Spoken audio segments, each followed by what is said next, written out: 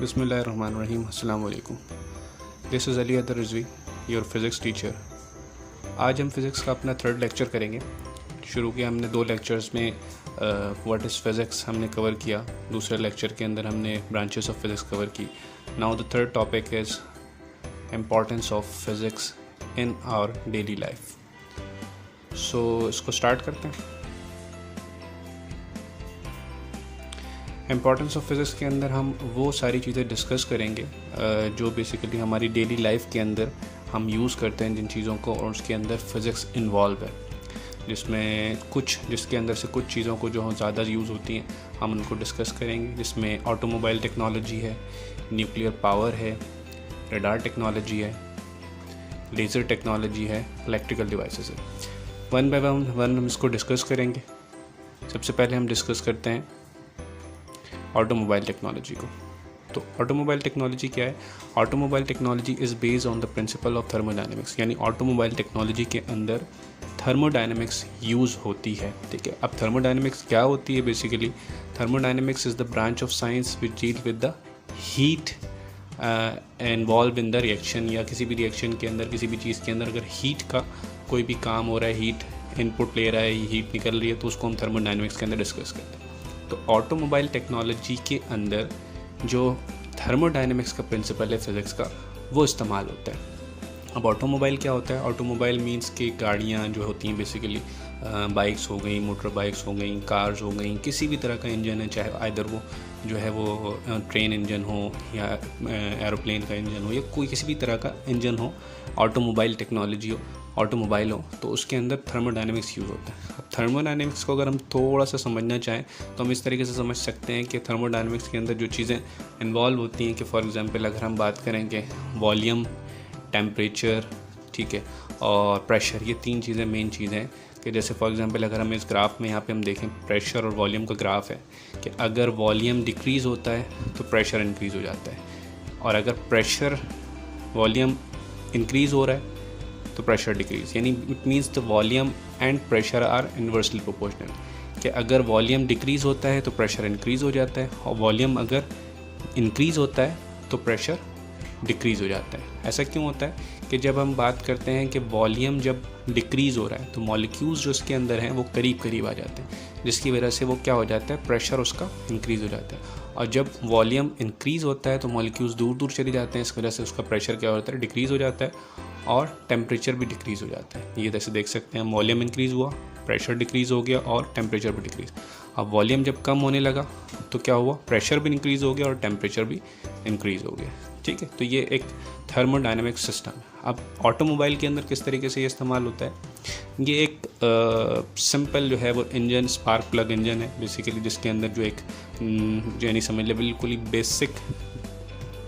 Basic जो बिल्कुल process होता है, क्या होता है बेसिकली उसके अंदर होता है कि स्पार्क प्लग के अंदर यहाँ से स्पार्क प्रोड्यूस होता है, और जैसे ही वो स्पार्क प्रोड्यूस होता है वो यहाँ से बेसिकली यहाँ से फ्यूल इनपुट लेती है इंजन। फ्यूल इनपुट लेने के बाद जैसे ही स्पार्क होता है, यहाँ फ्यूल उसको देता है, स्पार्क होता है, और स्पार्क होने की वजह से यहाँ कंबस्जन होती है, और कंबस्जन होने की वजह से यहाँ प्रेशर बनता है। तो उस प्रेशर की वजह से ये जो पिस्टन है ये मूव करने लगता है, चलता है, और फिर ये आगे फर्दर कनेक्ट होता है इसके इंजन से, और बाकी तमाम चीज़ें होती है वो।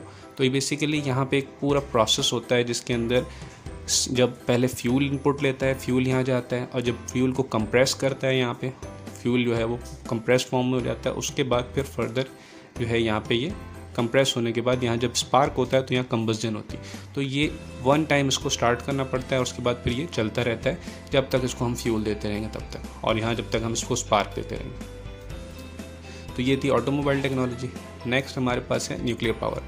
न्यूक्लियर पावर के अंदर क्या है? Nuclear power energy is use on the large scale to produce electric power. तो न्यूक्लियर पावर जो बेसिकली न्यूक्लियर एनर्जी हमारी है, उसके अंदर हम बेसिकली जो सबसे ज़्यादा यूज़ उसका है वो बेसिकली है इलेक्ट्रिक पावर जनरेशन के अंदर, यानी न्यूक्लियर पावर के ज़रिए इलेक्ट्रिसिटी जनरेट की जाती है। ठीक है, अब किस तरीके से जनरेट की जाती है?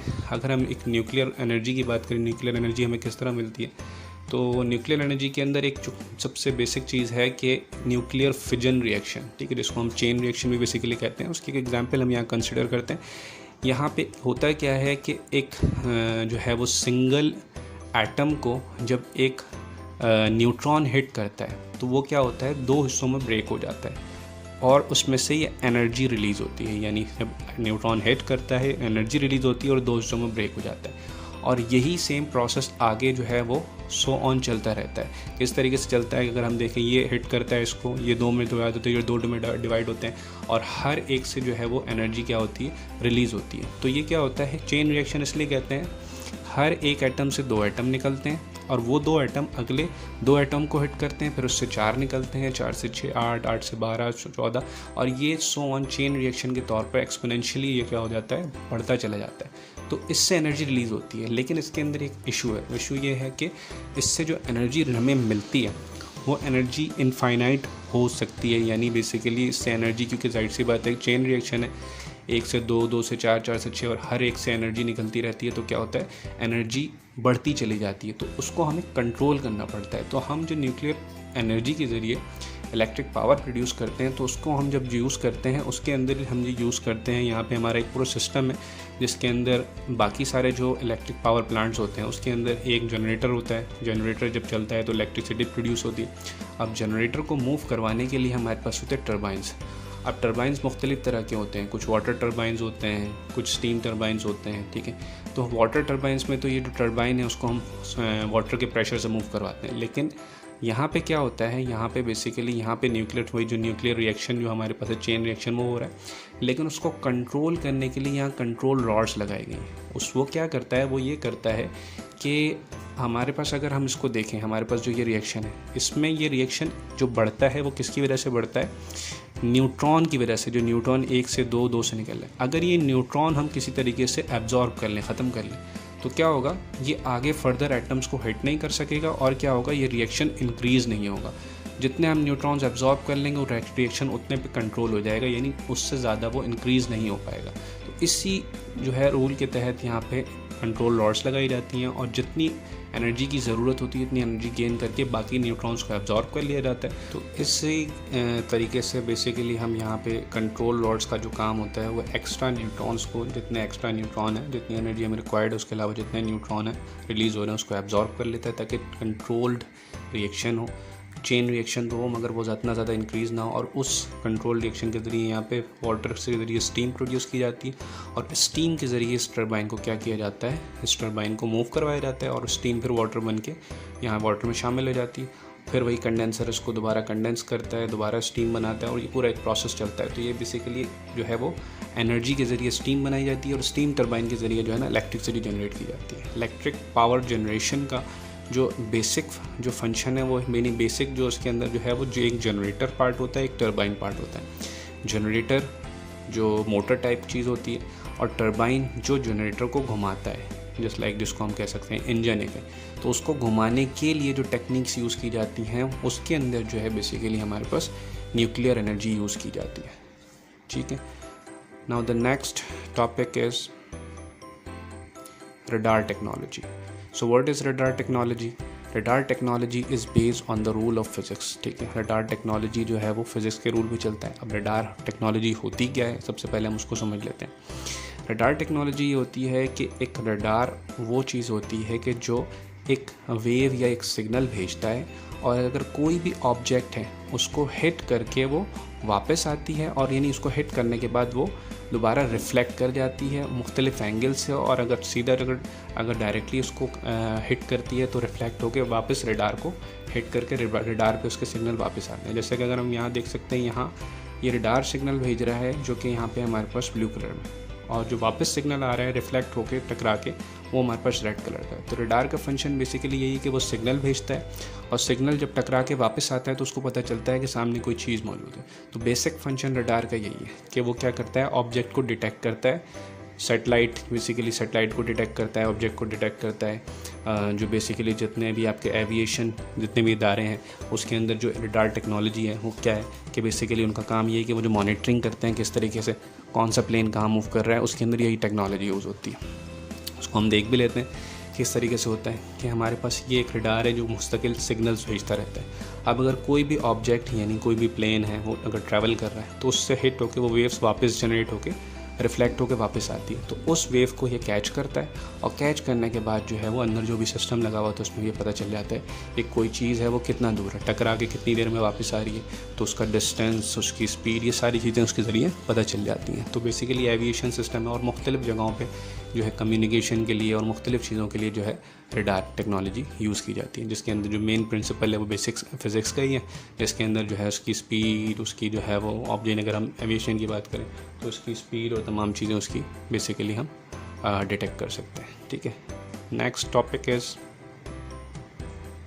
Laser technology. तो लेज़र टेक्नोलॉजी के अंदर बेसिकली क्या होता है, लेज़र टेक्नोलॉजी के अंदर laser are widely used in medical science, medical science में बहुत ज़्यादा यूज़ होती है। ठीक है, अब लेज़र होती क्या है, बेसिकली लेज़र कुछ इस तरह की चीज़ होती है कि जिसके अंदर लाइट एनर्जी, यानी बेसिकली लाइट को जो है वो प्रोड्यूस किया जाता है। ठीक, किस तरीके से लाइट एनर्जी प्रोड्यूस की जाती है, उसको किसी भी एटम को एनर्जी ने, नॉर्मली इसके अंदर रूबी या मुख्तलिफ रूबी लेज़र बहुत ज़्यादा जो है वो मशहूर है और भी मुख्तलिफ तरह के लेज़र होते हैं। तो बेसिकली क्या किया जाता है कि एटम को एनर्जाइज़ किया जाता है, इतना ज़्यादा एनर्जाइज़ के लिए सारे एटम्स मौजूद हैं, इसको क्या किया जाता है, एनर्जी दी जाती है। जब एनर्जी दी जाती है तो इसके अंदर से इलेक्ट्रॉन हायर ऑर्बिट में जाते हैं और हायर ऑर्बिट पे जाने के बाद दोबारा लोअर ऑर्बिट में वापस आते हैं। तो लोअर ऑर्बिट में जब वापस आते हैं तो एनर्जी रिलीज़ करते हैं in the form of light.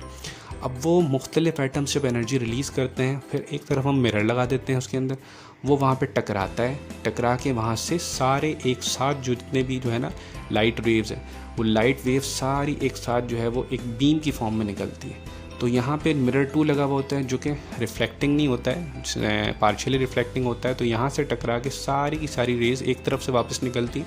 तो एक क्या होती है, एक सॉलिड बीम निकलती है जिसको कहते हैं जो है वो एक बीम ऑफ लाइट निकलती है, तो उसको बेसिकली लेज़र कहा जाता है। तो बेसिकली लेज़र जो नाम है उसका जो है, उसके अंदर बेसिकली क्या होती है, spontaneous emission of spontaneous emission, random direction होती है। उस रैंडम डायरेक्शन को वन डायरेक्शन करके एक साथ लाइट जब पड़ती है तो वो एक स्पॉन्टेनियस एमिशन होती है।